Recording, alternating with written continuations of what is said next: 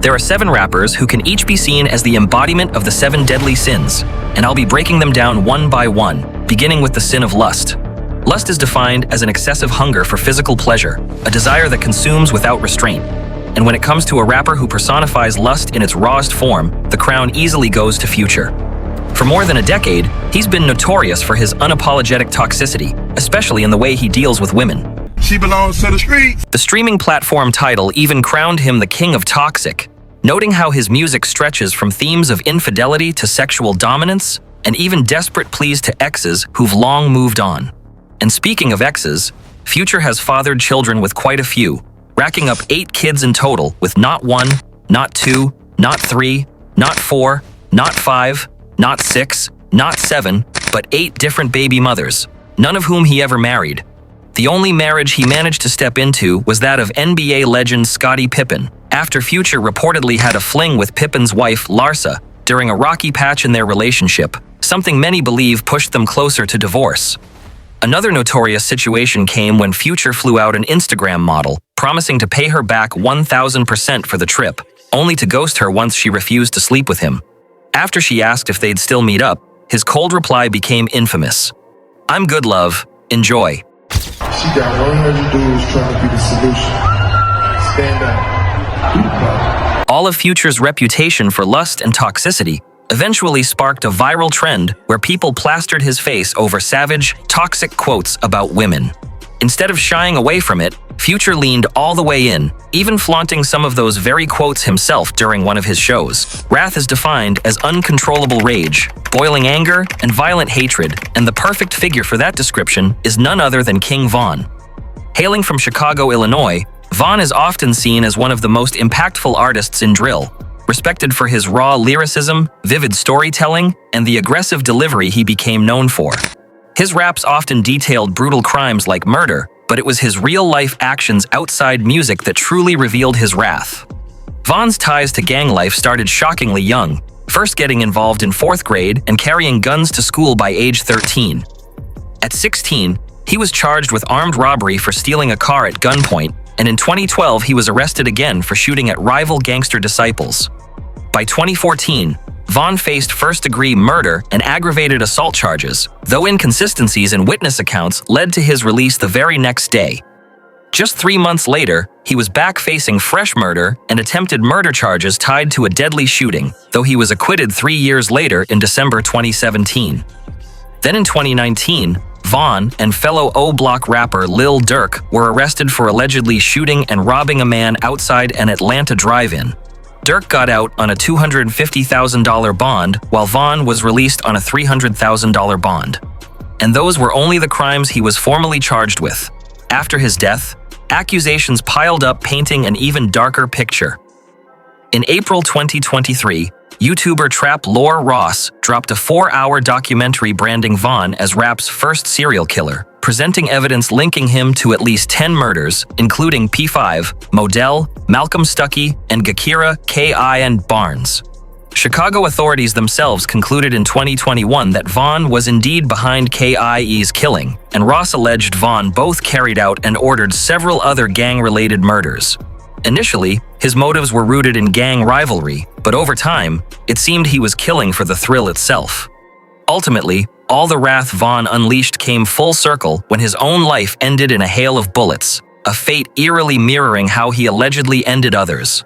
He was laid to rest in Chicago on November 14, 2020.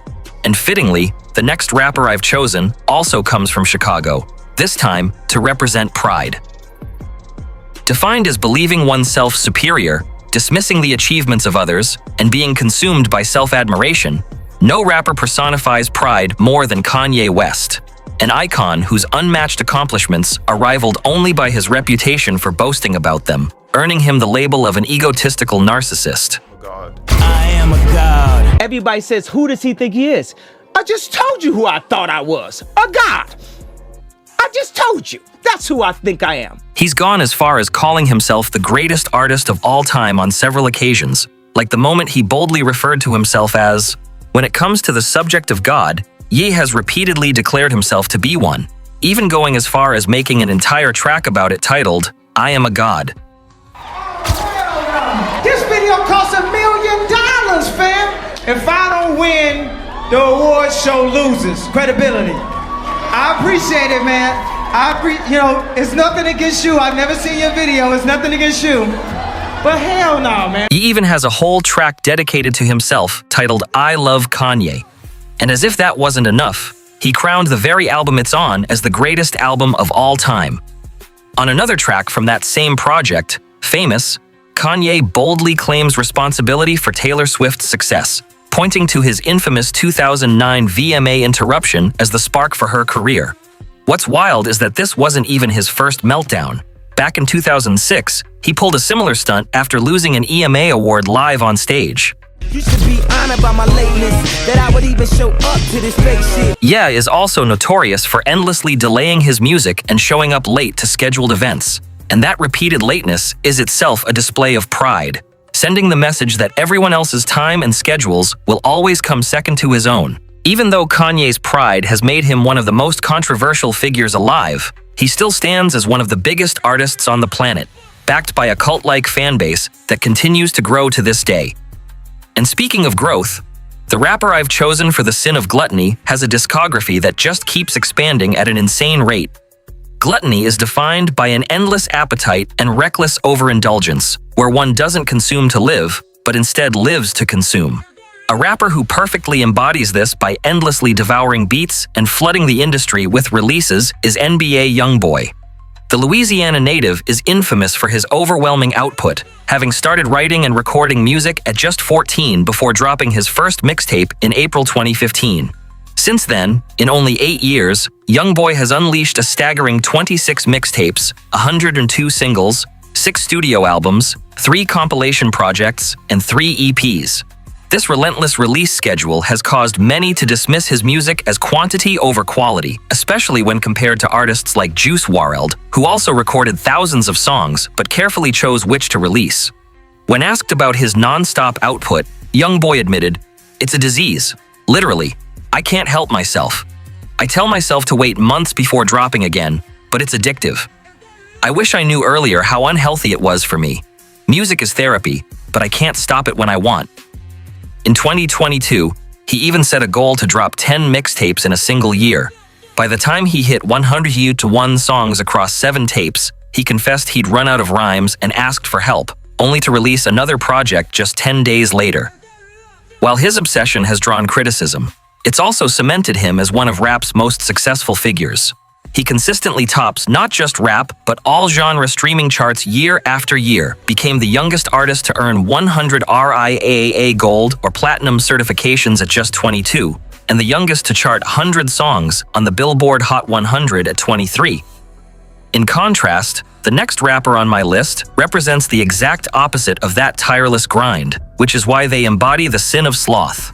Sloth is defined as reluctance to work or put in effort, pure laziness, and no rapper's career crashed harder from their own lack of drive than Lil Xan. Hailing from Redlands, California, Xan began making music in 2016 simply to buy a new camera after his was stolen. But even before rapping, he was already known for his laziness, skipping classes, failing grades, and eventually dropping out his freshman year. He kept missing the meeting. He didn't break into the spotlight until 2017, when the music video for his track Betrayed dropped on the Lyrical Lemonade channel and instantly blew up, racking up hundreds of millions of views and making it look like he was on the fast track to stardom. But instead of building on that momentum, his laziness got in the way. He skipped out on countless meetings with major rappers, passing up golden opportunities that could have taken his career to the next level. I remember when Lil Xan's album came out, right? And I remember having a conversation with Stat and being like, what do you think of the album? Because it was pretty obvious that the album was bad and that he didn't put any effort into it. Xan put in like no work for the album. If it was up to Stat, Xan would have been sitting in the studio recording every night, and instead he was just doing drugs and having random ass girls come over every night. In 2019, he was scheduled to join Nicki Minaj and Juice WRLD on their month-long tour. But his lack of commitment showed once again as he managed to perform at just a single show before dropping out entirely.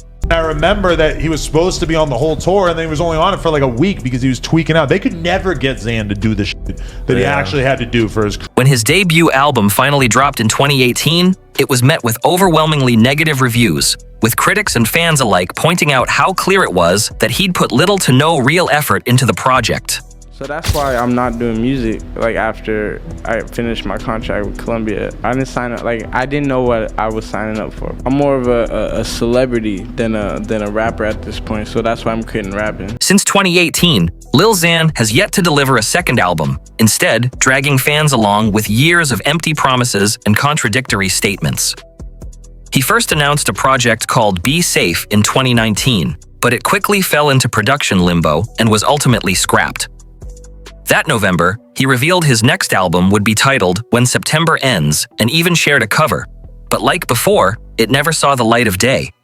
Then, in January 2020, Xan claimed his album was finally complete, this time titled Sorry I Didn't Quit, revealing both the cover and full track list. Yet once again, nothing was released. In the end, it took him nearly 4 years just to drop another project, and even then it was only a short 5-song collab EP. His repeated lack of follow-through left his career with virtually no staying power, a stark contrast to the rapper I've chosen to represent the sin of envy. Envy is defined as resentment or jealousy toward the blessings and achievements of others, and a rapper who has showcased these qualities time and again is Nicki Minaj. Universally regarded as one of the greatest rappers ever and the top-selling female rapper of the 2010s, Nicki's success didn't come without controversy, as she's sparked numerous feuds with other artists rooted in jealousy. Ironically, her rap journey itself was born out of envy, since the very reason she began writing rhymes in the first place was to prove she could outdo her neighbor, who was also a rapper. 11, and I wanted to show the girl next door because she was like a good rapper and she thought she was so much better than me. So when she left, I went home and I wrote this little rap so I can like show her, and then I rang her bell and I started saying my rap and she just stood there like. Nicki's most notorious display of envy came when Cardi B burst onto the scene, with many believing Nicki viewed her as a direct threat to her crown as the top female rapper and grew jealous of the attention she was receiving. According to Cardi, and backed by evidence, Nicki resorted to sneak disses, spreading lies, and even pressuring other artists not to work with her, all in an attempt to derail her rise. Then, in 2018, when Travis Scott's Astroworld held the #1 spot in its second week over her brand new album debuting at #2, Nicki lashed out in fury, instantly throwing insults at Travis and trying to discredit his chart-topping successor rapper. Whole nigga of the week, of course, is Travis Scott. But what we not gonna do is have this auto-tune man coming up here selling sweaters and telling y'all he sold 500,000 albums, because he didn't. She simply couldn't handle the reality that his album had charted above hers. Fast forward to early 2023, when Nicki found herself in a Twitter feud with City Girls rapper Young Miami after accusing her of copying the phrase, "got into some things," a catchphrase Nicki often uses on her radio show. Young Miami quickly denied it, claiming she never picked up the slang from Nicki, and many believe the real reason Nicki called her out was jealousy, specifically over Young Miami's Carisha Please show generating the kind of social media buzz that Nicki's Queen Radio hadn't. Meanwhile, someone else who's been gaining major attention online for their reputation as a scammer is the rapper I've chosen to embody the sin of greed. Greed is defined as a selfish and excessive hunger for acquiring more, usually tied to money and material gain, and no rapper represents that better than Punchmade Dev. Dev first started making waves back in 2015 as a YouTuber playing NBA 2K, but even then, he was already leaning into scamming tactics, posting fake videos about other top 2K creators just to rack up views.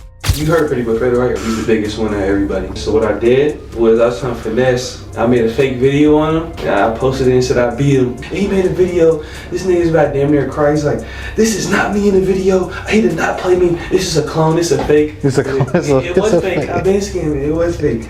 I just did it for the views. In 2017, he made the switch to music after growing frustrated with the latest NBA 2K release and seeking out a career he believed would be far more lucrative.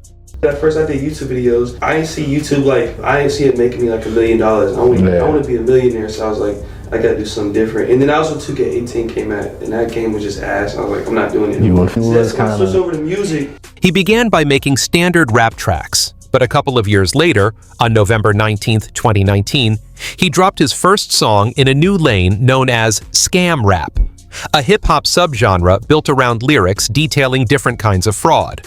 From that point forward, every one of Dev's songs fell into the scam rap category, with some even doubling as full-on tutorials teaching listeners how to carry out certain scams. Listen up, I'm finna show y'all how to hit a bank. Just pay attention, this a quick way to jug in any state. In 2021, he officially rebranded as Punchmade Dev, with Punch referencing stolen credit card numbers. He's gone as far as claiming his scams aren't just for show in the music, but something he actively does in real life, and he's even flaunted proof of it himself. So as far as scamming goes, you feel like you're NBA level scammer? Oh, I'm like LeBron of the scamming and Michael Jordan combined. See, I got their balance right there, 430K. I'm about to wire that to this account that I got my hands on. Thank you. Free 10. Let me sniff. All right, so now I got the numbers plugged in. I'm about to run this through. So now I just wrote somebody else's info right here. A big wave right now is Cash App. This one's going crazy. Do 55.8. So 55,000. Literally that simple. And how did you do that? Gotta pay for the size, man. Dev also runs a course on Telegram, where he claims to teach people how to scam the way he does. Despite reportedly being arrested for fraud, he hasn't slowed down.